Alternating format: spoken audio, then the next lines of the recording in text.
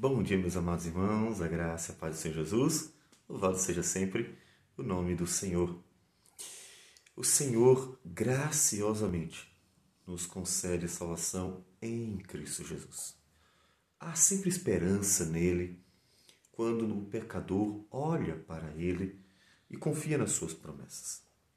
Nós, hoje, vamos concluir o Salmo 51 e vimos pacientemente como Davi se colocou diante de Deus quando esteve confessando os seus pecados, quando foi confrontado pela palavra do Senhor, proferida pelo profeta Natã.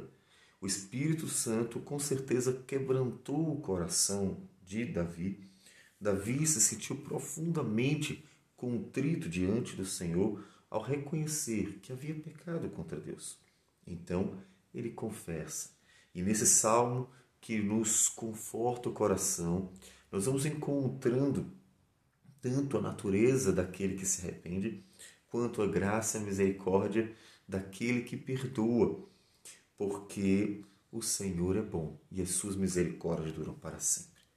Mas o salmo, ele é concluído com 2 versículos que parecem não fazer sentido algum. Porque ele, até aquele momento, ele está falando na sua relação com Deus. E de repente ele envolve todo Sião.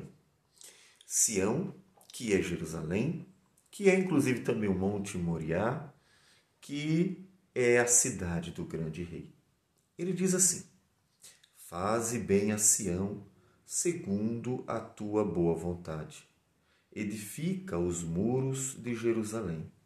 Então te agradarás dos sacrifícios de justiça, dos holocaustos e das ofertas queimadas, e sobre o teu altar se oferecerão novilhos. Ele traz em esses 2 versículos uma questão fundamental.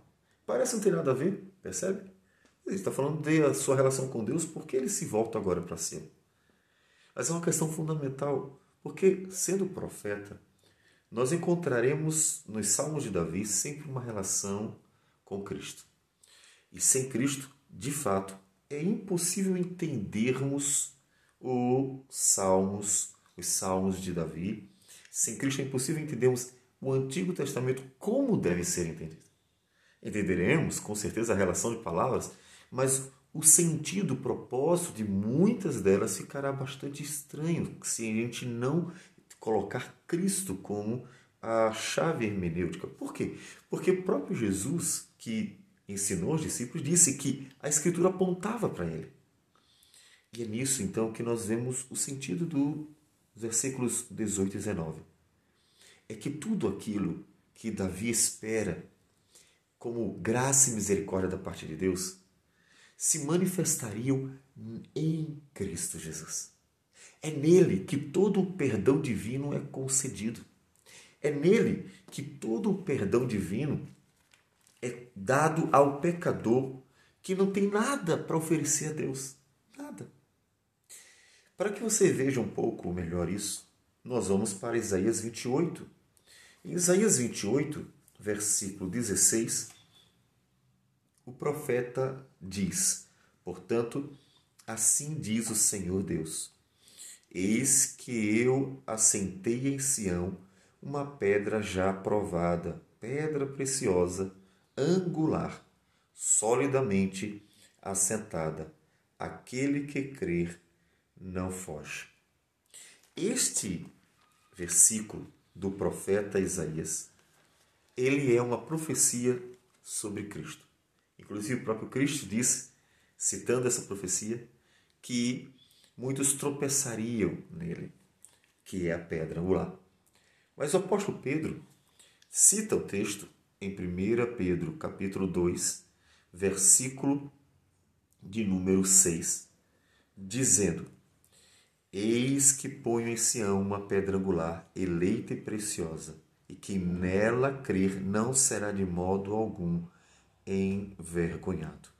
Para vós outros, portanto, os que credes, é a preciosidade, mas para os descrentes, a pedra que os construtores rejeitaram, essa veio a ser a principal pedra angular, e pedra de tropeço e rocha de ofensa.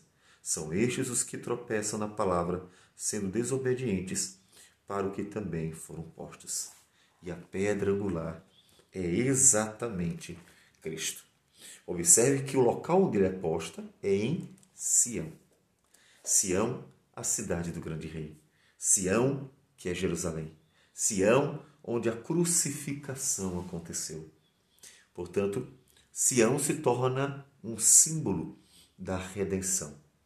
Por isso, várias vezes, Sião é citado numa referência, uma associação com o Novo Testamento. Porque tudo aquilo que Davi esperava, toda a misericórdia, todo o perdão, tudo que ele ali está esperando receber de Deus, por causa da graça de Deus, só é possível por causa da cruz do Calvário, por causa de Sião. É por isso que o Salmo é concluído desta forma, porque toda a esperança do pecador ela está na pessoa do Messias, na pessoa do Cristo, na pessoa do Filho de Deus que veio se entregar para morrer em nosso lugar. É por isso que ele precisa concluir dessa forma. Portanto, por mais estranho que pareça ser, ele ter ido do pessoal, do relacionamento pessoal com Deus, para uma referência a Sião e a Jerusalém, na verdade, está totalmente relacionado ao restante do Salmo, mostrando para nós que por mais sincero que seja seu coração, que por mais puro que seja seu coração, que por melhor que sejam seus sentimentos, por mais que você se humilhe, que coloque-se diante do Senhor, realmente confessando seus pecados, tudo isso só terá algum valor se realmente estiver sendo colocado diante de Cristo, se realmente há o Salvador.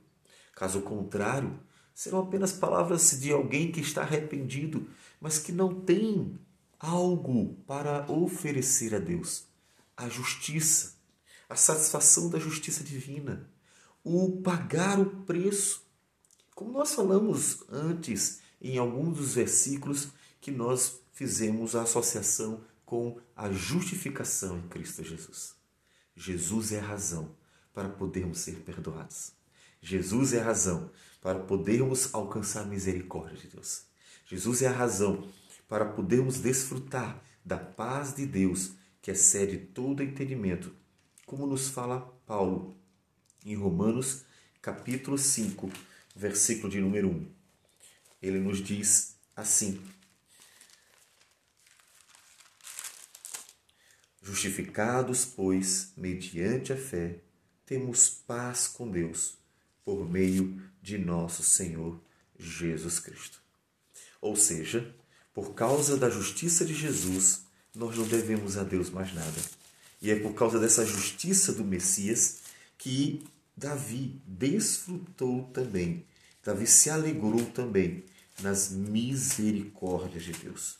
Como também nos diz Paulo em Colossenses capítulo 2, a partir do versículo de número 13, dizendo que ele vos deu vida juntamente com ele, perdoando todos os nossos delitos, tendo cancelado o escrito de dívida que era contra nós, de forma que ele cravou na cruz e, despojando principados e potestades, publicamente os expôs ao desprezo, triunfando deles na cruz. Essa era a esperança de Davi.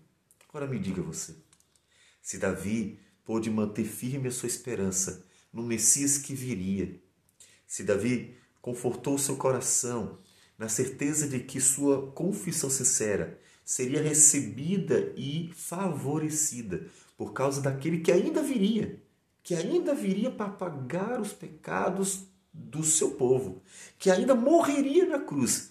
Mas Davi manteve firme a sua fé, confortou o seu coração nas promessas de Deus. Quanto mais você, que já olha para trás e vê que há 2000 anos atrás, Deus cumpriu cabalmente a sua promessa, enviando o seu Filho. E o Messias prometido, o Cristo, Filho do Deus vivo, já pagou o preço da nossa redenção. E na cruz do Calvário satisfez a justiça divina, pagando tudo aquilo que o ser humano devia a Deus em Adão e Eva. Então, Se já podemos olhar para o passado e ver a obra da redenção, conforte o seu coração, fortaleça-o na palavra e então viva pela fé no Filho de Deus.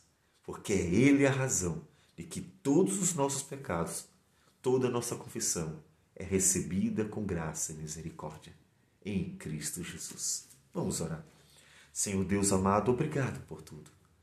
Obrigado por Cristo Jesus, que é a razão da nossa confissão ser ouvida por Ti.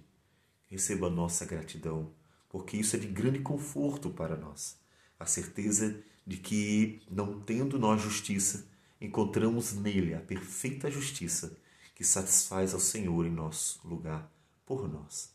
Receba a nossa gratidão por isso. E assim abençoe teu povo com esta constante alegria da salvação. É o que nós te pedimos em nome do Senhor Jesus. Amém. Que Deus abençoe a todos e um bom dia.